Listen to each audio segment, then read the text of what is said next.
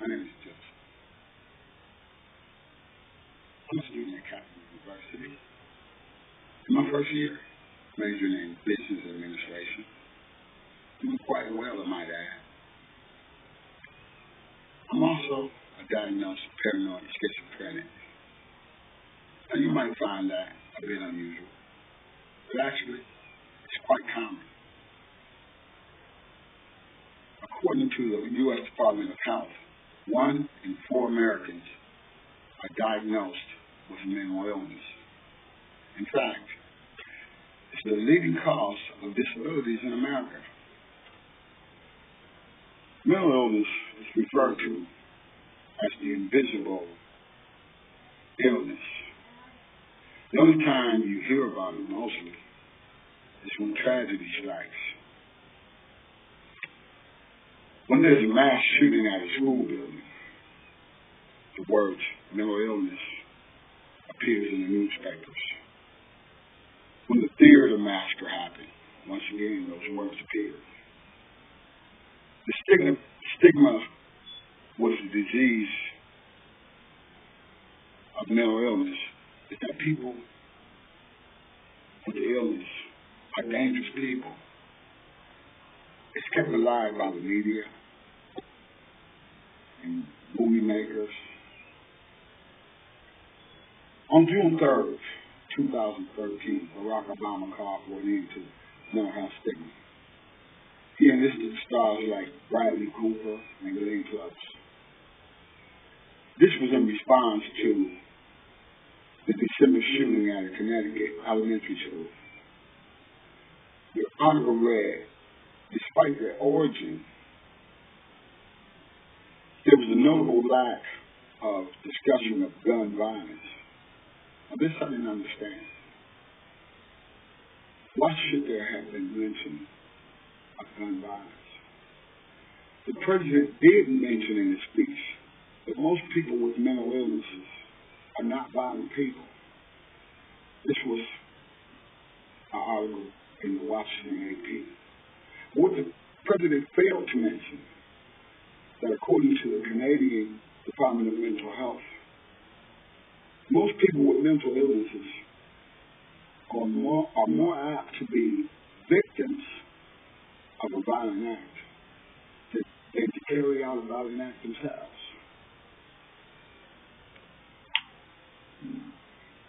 Food for thought.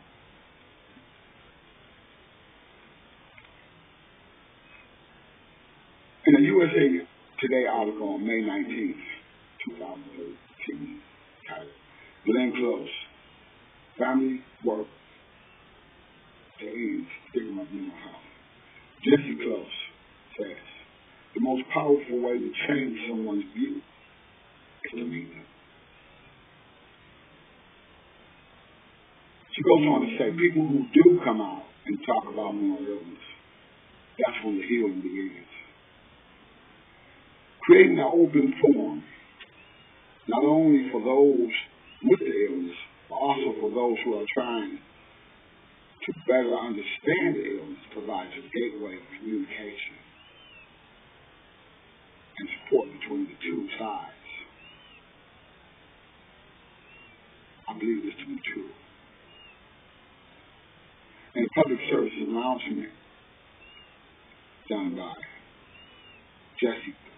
Pig Close, Jesse Close's son, which was also mentioned in that same article.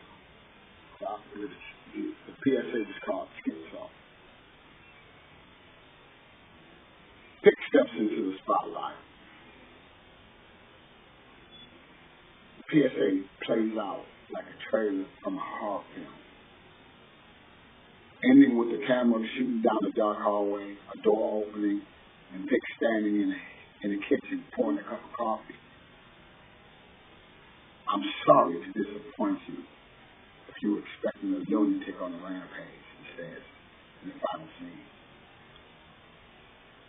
Or something.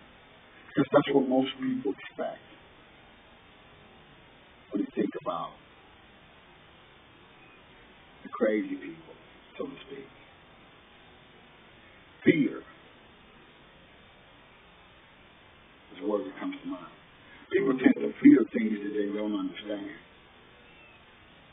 And rather to get an understanding, they rather go on fearing. Fear is lodged with people who don't know someone with a mental illness. How do you treat someone with cancer or diabetes is more accepting than someone with a mental illness, says Bernie Picasso in an article in USA Today article. Being close. If you can see the entire person, not the label, and the more people interact, then the more the attitude goes away. Contact is a powerful predictor of greater tolerance. We all tend to fear things we don't understand, and we shy away from these things. Think about racism. What is the biggest drive of racism? Fear. Fear about things they don't understand. And rather than get to know that person,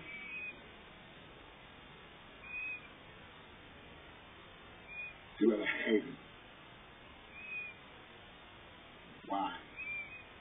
Because it's something that happened 200 years ago, or something that happened to their parents or their grandparents, or something they were told, or something they read, or something they saw on television, or something they saw in the news or read in the newspaper.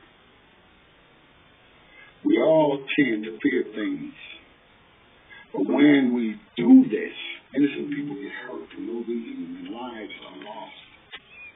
So people have to die just because they're afraid to talk about their problems, just because they're afraid of being judged, being outcast, being persecuted by people who are just as afraid as they are.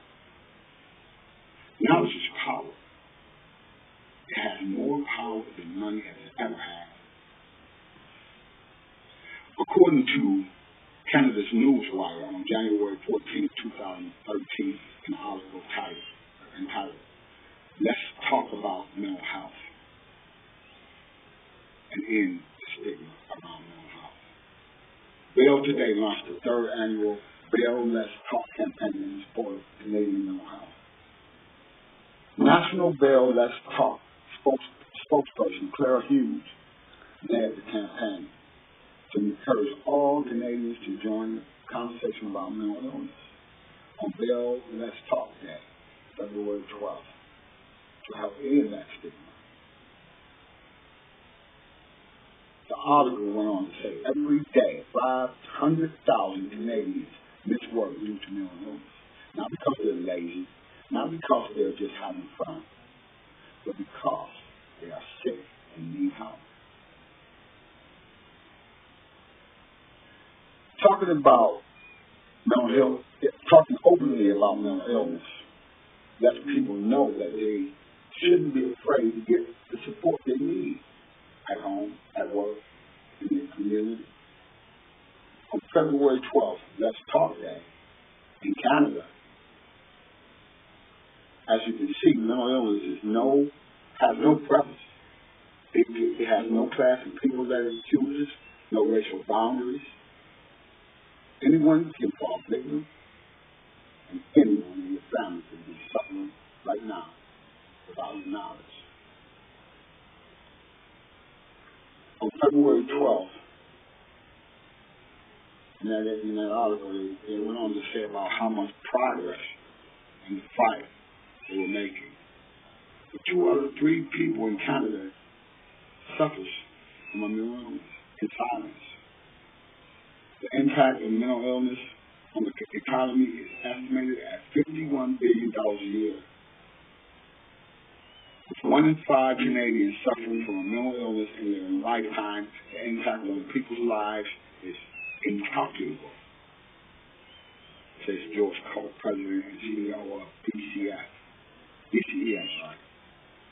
So on Bail Let's Talk Day, they can let those people who continue to struggle with mental illness know they have the support of their fellow Canadians. We need more support like that here in our country. We need to let people know they have support. We need an open forum. We have many forums like that, but not enough. Education is clearly the key to this whole entire matter. We need people in recovery to speak out. Let people know that we live next door to you. We work beside you. Our children play with your children. We are not Frankensteins. We are not the Frankensteins you think we are. We are human beings trying to live normal lives, just like you. But some of us just need your help. No one group of people, no one government, no one person, I don't care how much star power you have, this has to be a collective effort. We need volunteers from each city who are willing to teach mental health first aid to lay people. This practice is being done. It's being done in our county here by Common Ground.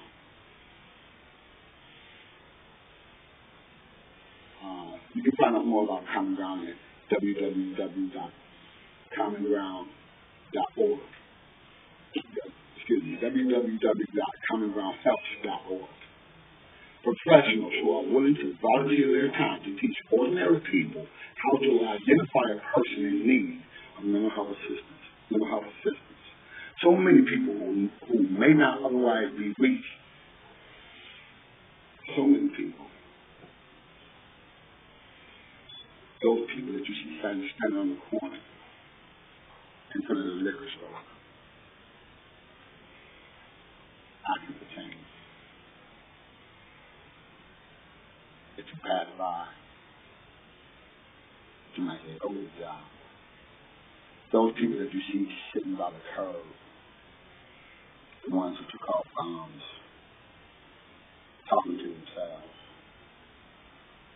who you never say to yourself, maybe they have a problem.